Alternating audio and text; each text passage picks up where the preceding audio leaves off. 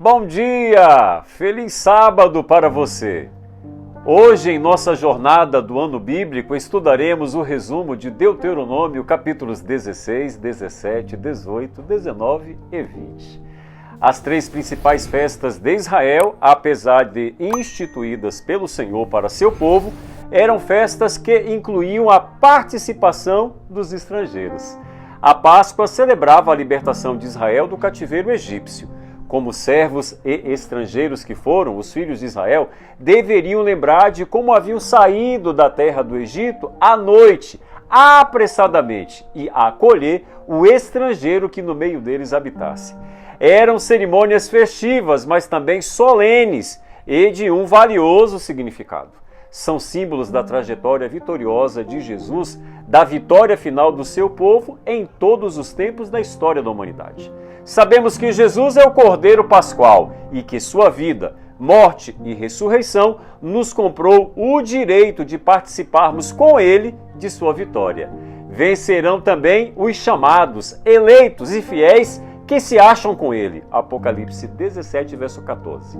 Assim como Israel saiu do Egito à noite, na hora mais escura deste mundo, quando as trevas do pecado mostrarem o seu lado mais sombrio e maligno, o Senhor virá para nos libertar de uma vez por todas do cativeiro do inimigo e do pecado. Hoje podemos até estar comendo o pão da aflição, mas dentro em breve, no 7º dia, no dia da manhã da nossa redenção, exultaremos em marchar triunfantemente ao banquete celestial oferecido pelo Mestre. Deuteronômio 16, verso 8.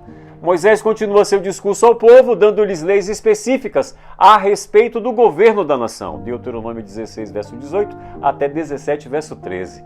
De todos os pecados, certamente o pecado da idolatria tem um destaque no Antigo Testamento.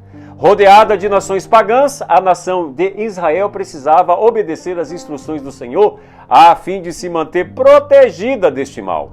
A condescendência com a idolatria de alguns seria transformada em uma terrível epidemia se tais pessoas continuassem a propagar no meio do povo a transgressão à aliança de Deus. Cada caso, porém, deveria ser julgado de uma forma justa, mediante o depoimento de 2 ou 3 testemunhas. Deuteronômio 17, verso 6. Deus estabelecera os sacerdotes e os juízes para julgar os litígios que surgissem no meio do povo. Algumas questões poderiam ser resolvidas entre os próprios litigiantes, questões pormenores, porém, em casos que julgassem serem difíceis demais para se resolver, deveria buscar a sentença do juízo, estabelecida pelos sacerdotes e juízes, tendo cuidado de fazer segundo tudo o que foi anunciado, sem se desviar nem para a direita e nem para a esquerda. E aquele que agisse com própria justiça, sem dar ouvidos ao sacerdote e ao juiz, deveria ser punido com a morte. Deuteronômio 17, 9 a 11. O zelo dos levitas na rebelião e rebeldia do povo no Monte Sinai lhes consagrou para a obra sagrada do santuário. As famílias desta tribo foram organizadas para cuidar de diferentes partes do santuário, e a descendência de Arão se perpetuaria como uma linhagem sacerdotal. Esse tema precisava ficar bem claro na mente dos filhos de Israel para que o povo comum não se aproximasse das coisas sagradas. Como o Éden fora a escola dos nossos primeiros pais, de Adão e Eva, o santuário se tornara a escola de Israel, ensinando-lhes então lições preciosas sobre a santidade. E essas lições eram diárias. Deuteronômio capítulo 18, 9 a 14. Havia uma busca exacerbada dos povos pagãos por quem lhes oferecesse algum tipo de agouro. Através da necromancia, magia e consulta aos mortos, eles praticavam rituais e cerimônias abomináveis, como, por exemplo, o sacrifício de seus próprios filhos. Deus foi muito enfático com relação a isso, pois todo aquele que faz tal coisa é abominável ao Senhor. Deuteronômio capítulo 18, verso 12. Usar de qualquer desses artifícios é abominável e caracterizava um ato de rebelião contra Deus e desprezo por sua palavra. Estamos diante de um contexto difícil de se conceber.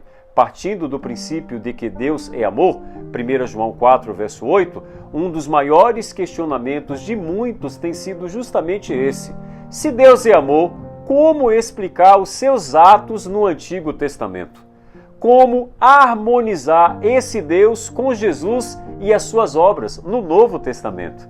Na verdade, havia uma real necessidade de impor estreitos limites que evitassem a tolerância com o pecado e a prática da injustiça.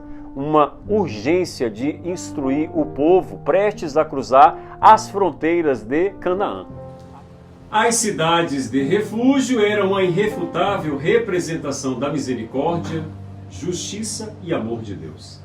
Não é o ato do pecado em si que fere o coração de Deus, mas a intenção de praticá-lo. O mandamento é claro, não matarás, Êxodo 20, verso 13. Mas se alguém transgredisse tal mandamento sem querer, Deuteronômio 19, verso 4, teria a oportunidade de encontrar abrigo em uma das cidades de refúgio para que fosse conservada a sua vida. O pecado, no entanto, é tão cruel que mesmo cometendo um delito sem intenção, acabamos colhendo as suas ruins consequências. Afinal, mesmo que o homicida tivesse para onde ir, teria de deixar para trás seu lar e aqueles a quem amava. A famosa lei olho por olho e dente por dente, encontrada em Deuteronômio 19, verso 21, apesar de ser considerada severa e hostil, foi uma maneira de impor limites a fim de evitar excessos na hora de punir. Esse princípio era para o uso dos juízes, não para um plano de vingança pessoal. Esta atitude com respeito à punição pode parecer primitiva, mas na realidade era um progresso para a justiça e retidão nos tempos do Antigo Testamento. Diante de um povo de dura cerviz, não houvesse o Senhor instruído Moisés a limitar as sanções e Canaã se tornaria num covil de assassinos. O real desejo do Senhor para Israel era que a nação aprendesse a viver em paz uns com os outros e que, por seu exemplo, as demais nações se convertessem ao Senhor. Um período sucessivo de guerras estava à frente do povo de Israel. O Senhor precisava instruir a nação acerca do que teria de enfrentar e como se portar diante da batalha. Até mesmo em estado de guerra, Deus ensinou aos seus filhos que nem em uma situação tão extrema como esta, questões familiares devem ser ignoradas.